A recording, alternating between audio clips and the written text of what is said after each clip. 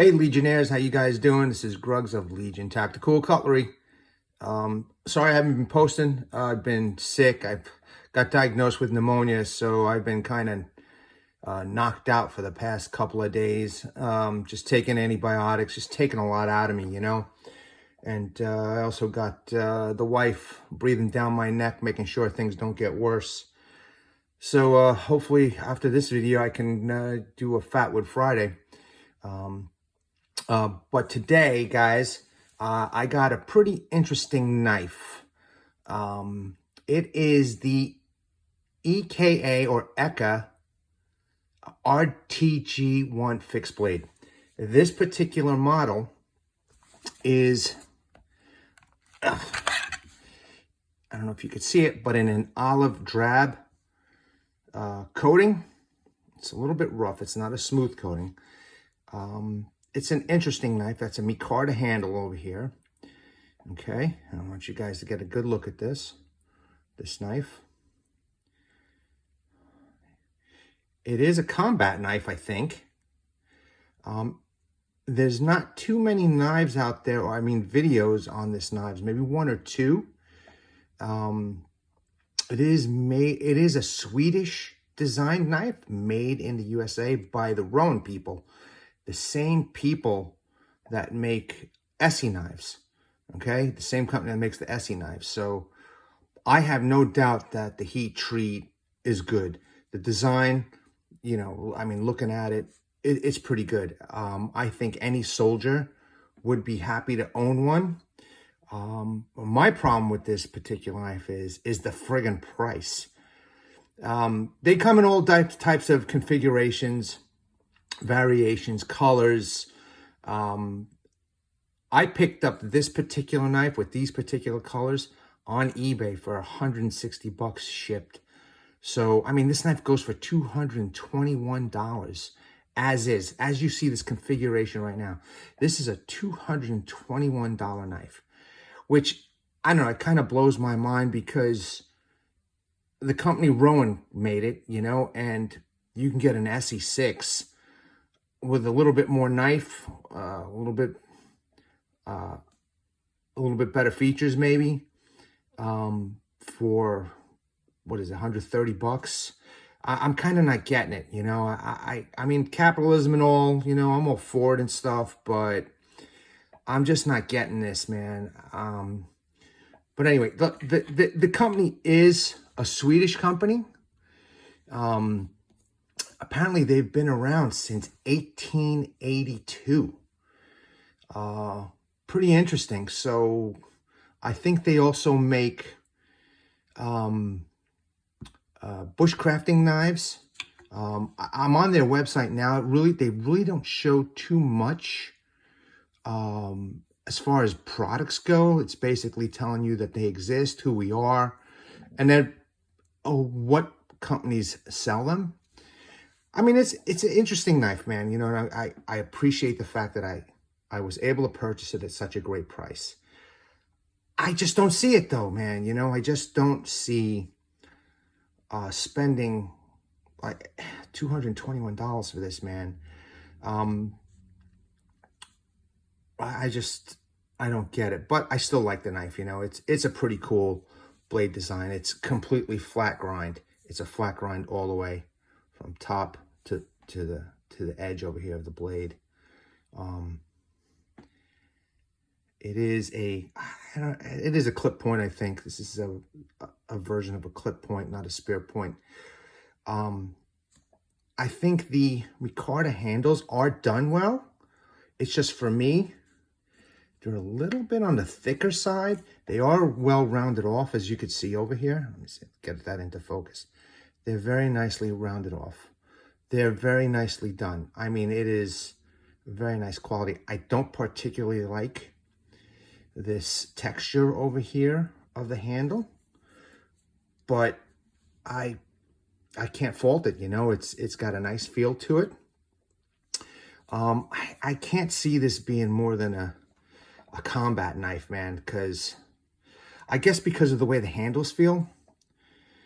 But, I mean, don't get me wrong. If you're out in an emergency situation, you want to go do bushcraft, and this is what, you know, the knife that you have on you, you know, it's not so bad. It did come with a nice Kydex sheath, okay? It unfortunately has this over here, though. This type of a belt. It's an all steel belt loop. You are able to screw and unscrew this, so you could have an ambidextrous carry with this particular knife. And you could also move this part down here if you want a little bit higher ride on your hip. But, you know, compared to, let's say, my buck ground combat knife with the sheath that it came with, I mean, that sheath, for $100, you know, that sheath was so versatile. It had so many options that you could use it with. And again, I'm not knocking down this knife, guys. Please don't think that. I just, for the $221 that this company commands, I just don't see it. I don't get it. But you know, I mean, for the price that I paid, $160, I still kind of think it was a little bit more money. I tried to knock the guy down to 160, but then I wanted the knife and I didn't want him to blow me off. So I just opted for the 160. It's not so bad. You know, I don't dig the green coating. I really don't. But, you know, beggars can't be choosers, man. It was either $160 or $221. All right, so let me go over some of the specs over here.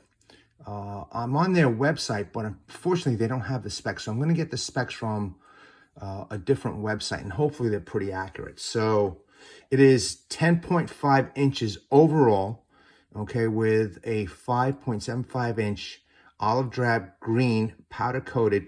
This is 1095 high carbon steel blade, just like an Essie, you know. It is, they're probably using the exact same materials, the exact same heat treat.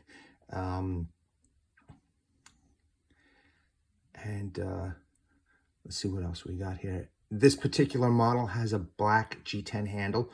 It comes with other, you know, like a micarta scales, tan. I was hoping to get a tan one with the black or tan blade, but, you know, again, for the price that I got this for, I could not pass it up, man. $160 as compared to $221. At $221, I wasn't even thinking about buying something like this, you know. You know, and as I, you know, in my mind, as I compare this to the SE6, I was still kind of wondering why I bought it. But anyway, I guess, you know, I just love knives like anybody else. And if you want something, you know, for me, when I want something, I got to get it. Okay, let's see what else. Oh, it does have a full tang. Okay. It's got a little lanyard hole on the end. Now, let's take a good look at the contouring over here. It's a thick handle. It's not so bad. I would love to like send it to Nathan's Knives and have him, I don't know, do something with the handles maybe. You know, but it's got this nice recession over here for the handle. I almost kind of wish this had a choil because it feels like you want to do this. You know, I mean, it definitely feels comfortable. All right, hopefully I can do this without cutting myself, but it feels so comfortable in this grip position. But obviously, you know, you got to wear gloves that won't cut you to do something like that. But this isn't so bad, but not as comfortable as if I was holding it this way. Kind of weird, yeah, but, you know, this is just the way I'm feeling it. So a little bit of jimping over there. Now the jimping, because of that powder coating, I feel personally it slips a little. It's not like a nice tight grip, but it's, you know, it'll do. It'll do the job, you know. The spine, there's no way. I mean, you'd have to take off this coating to get any kind of, you know, ferro rod scraping or scraping of any wood or anything like that. I have no doubt that this will feather stick properly. It is a very sharp blade. I think it just falls short a little bit, man, unfortunately. But as a combat knife, you know, as a soldier's knife, this would be a great gift for a soldier. Okay, I'm sorry, guys. Let me finish with the overall specifications, and I'll put it down in the link also. Okay, so we did say extended full tang, lanyard hole. Okay, so it's a black Kydex belt sheath, and I did explain that it can be ambidextrous. You can unscrew it. You can move it up and down for high or low ride. Not as versatile as my buck ground combat knife, but still a pretty good quality sheath.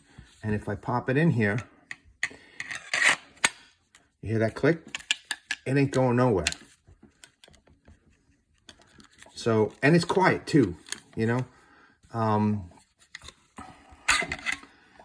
Yeah. Oh, and another thing is that it's obviously, well, obviously, but it is made in the USA for this company. Right there. I mean, overall, listen, guys, not a bad knife. You know, it's nice for the collections. If I was to think about selling it, I would. I wouldn't just keep it. But if somebody was interested in it, you know, not that I'm suggesting that right now, but, you know, if, maybe down the road, I'm going to do a Fatwood Friday with this down the road. I was planning on doing a Fatwood Friday today with my new Rough Rider Reserve 007 knife. I can't wait to show you guys that. Yeah, so I just wanted to do a quick review. I wish I had a little bit more positive about this knife, but let me know what you guys think, man. Do some research. I got this knife, like I said, off of eBay, so I got a good deal. And actually, I thought I was getting the green with the guy's description said 10 micarta handles, and it's another reason why I bought it. But then when I got it, I was like, oh man, but it's not so bad, you know.